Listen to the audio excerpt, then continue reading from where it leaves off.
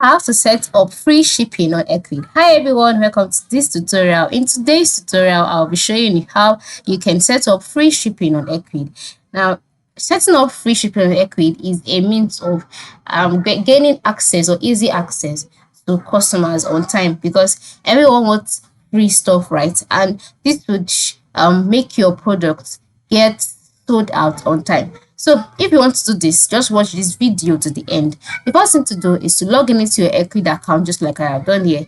And then once you're logged in, you'll be taken to the dashboard automatically. Then once you're on your dashboard, you move over to the left side of the screen where you will see a menu displaying your name, my sales, catalog. Ensure you click on catalog.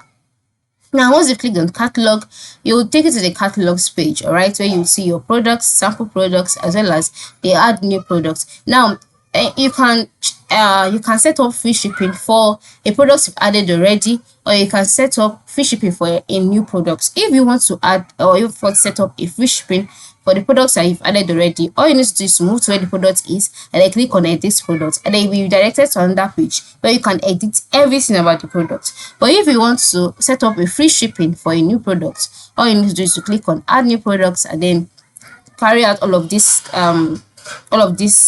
activity by filling in all of the required details. And then once you're done filling in all of this, move to the shipping and pickup tab and click on it.